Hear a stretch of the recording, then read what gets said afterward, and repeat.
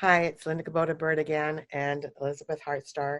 And we just thought we'd share just a little bit. We were talking about kind of what's going on in our world right now. And we just happened before we got on to be dealing with people who were really caught in some of these conspiracy theories and and how it's really changed their energy from this kind of high vibration of I guess you can call it the higher octave of Neptune, this trusting and loving and that the awareness that we're all one, and dropped them into this very dark, kind of angry um, conspiracy conspiracy energy, which again is the lower vibration of Neptune.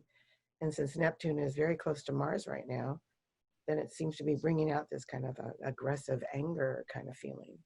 So anyway, we're just having a conversation. I don't know, Elizabeth, what Yeah. do you want to add to this, or what do you want to say?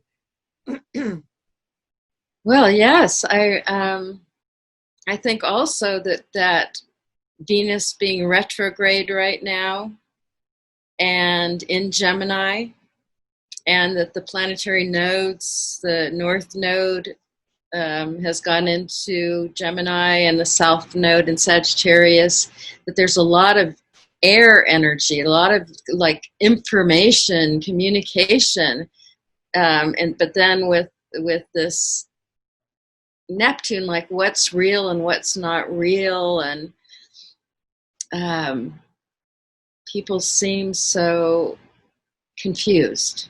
I know, which is the lower aspect of Neptune is like, what's real, what's not? I'm confused. There's all this information coming in, and I think what you were sharing, Linda, about like dropping into your heart, and not like getting so fired up by what someone else is believing. Right, right. Yeah. Yeah. I was just recently on a TV thing and I said, don't believe everything you think, because Yeah. our heads aren't the best reference. It's like our heart. Just really, when you hear something, drop into your heart and see how it feels, because we have our own built-in lie detector. Yes. And this is where we are in this whole evolution, is to really become more heart driven than head driven. And I think with this the nodes, Sagittarius to Gemini, the Sagittarian energy with the beliefs, we can be very caught in old beliefs. And I think we're being asked to question our beliefs. Is that true? I mean, where did it come from in the first place? It's like Byron Katie, is it true? Are you absolutely certain it's true?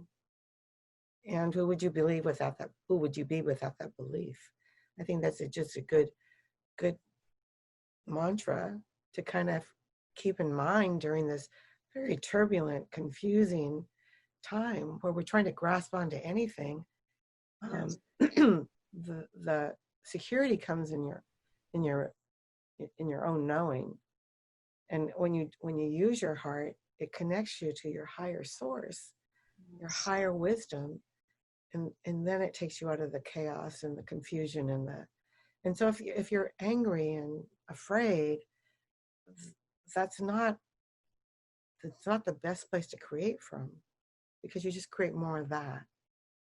And so if you can drop into more of your heart and your inner knowing, your higher knowing, and create from there, you'll find that your life actually starts to reflect a lot more beauty and a lot more peace, and and you get a wisdom that doesn't come from your head and from the news and from the the secret things that come in through your website or your email, that entices you to start to believe that, oh, only I know these terrible terrible things.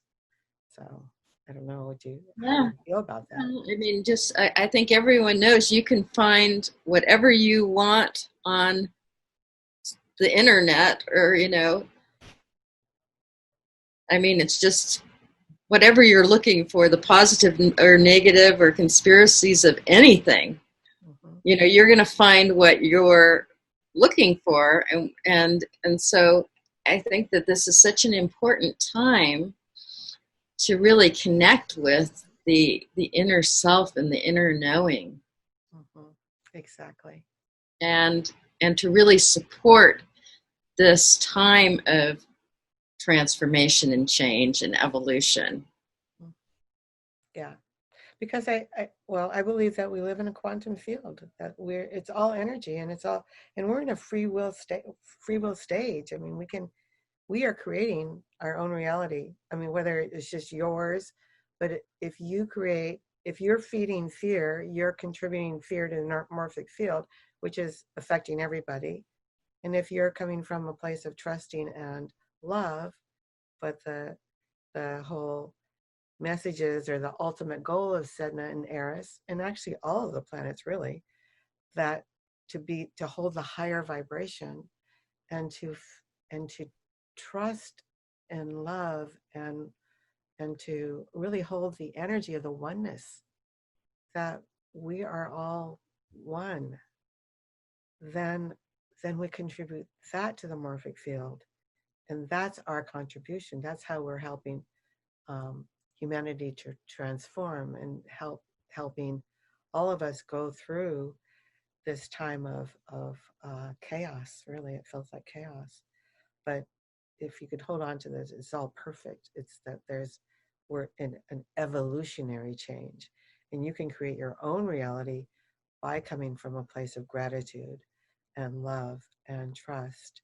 and connection to the oneness, including Gaia, Mother Earth, and nature, and the stars. So, yeah. Do you want to add anything? Yeah, well, I think we all know that a lot needs to change on this planet, and so it's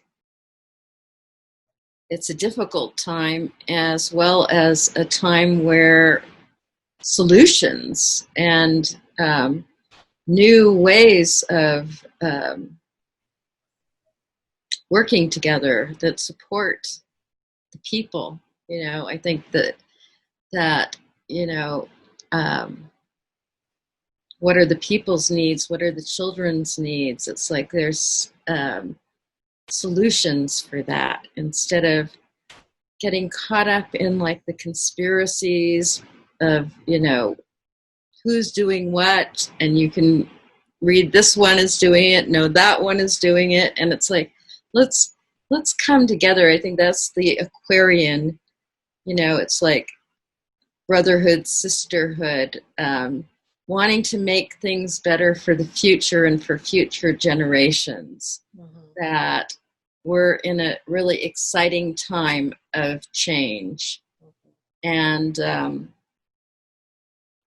you know, I feel for the people that are struggling and feeling abused and in the world, and that's something that needs to be changed. And I think everything's coming to the surface that's been kind of like broiling, in order to see it and to change it. Exactly. To find ways that we can work together and have a healthy world. Yeah. You know, which has to do with living in harmony with nature. It's not really something's out there attacking us. You know, well, it's a virus right now, but yeah. But our bodies actually know how to fight. I mean, look at that's always been happening. It's just it's happening on such a global scale because we're working on a whole, you know, global reality now. I mean, had this happened in China 200 years ago, we wouldn't know about it here. You know, I mean, our world has gotten very small. Right. Like what goes on over there is like a part of us. So I think it's Yeah, it's an interesting time, but we know that evolution is happening, and Linda and I started to do this as we had shared in other of the videos because we were talking about Neptune being in Pisces, which only happens once every 164 years, that it's in its own sign. And what an amazing magical time, because Neptune is of spirit. It's not of the earth, and it's the ability to connect with other dimensions and other realities, and to bring them to create heaven on earth. And then the lower of Neptune is, feeling lost and confused. But when you tune in to that higher, you connect with that, like you were talking about, the morphic field, the unified field, the place where we really are one. And as Einstein, who was a wonderful Pisces, always talked about, it wasn't my logical mind, it was the imagination, it was the spiritual mind, this great mind who was, when he was a child, they thought he was an idiot because he didn't use the logical mind. It doesn't come from the logic. It comes from that higher free place of oneness, of merging, where magic happens. So it's a magical time. It's a confusing time. There's so much information, and you just, what is your truth and what feels good? What makes you feel good? Everybody wants to feel good. Everyone, really wants the same things when it really comes down to it.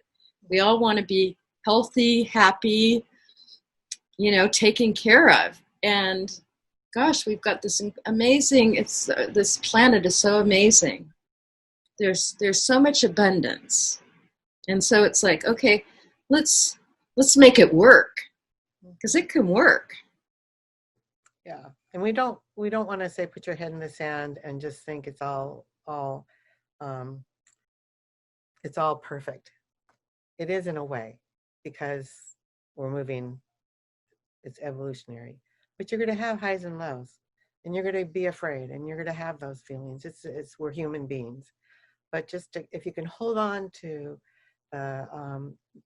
in the back of your mind that this is all happening, this is an evolutionary process, and that how you deal with it is your choice.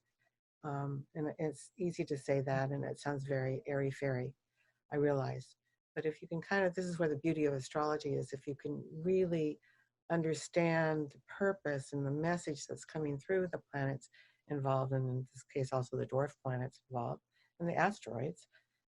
That everything is energy, and everything's influencing us. And so we'll just leave you with the parting words of, trust your heart,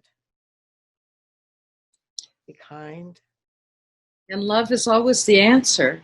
Really, Exactly. love is the greatest power and the greatest healer. And when we really come from a place of love, then the solutions come to us. Exactly. We can work things out. Mm-hmm. Yeah. So lots of prayers that that there's resolution and peace, right. and during these very disturbing times. Right. Exactly. And prayers for those who've been affected by the virus, both personally and collectively, and for those who've been financially impacted. We recognize there's a lot of suffering going on in the world, and our contribution is, if you feed more of that, we're contributing to more of that. Try to hold a space of love and trust, and together we'll make a better world. That is our hope. Thank you, everybody. Thanks.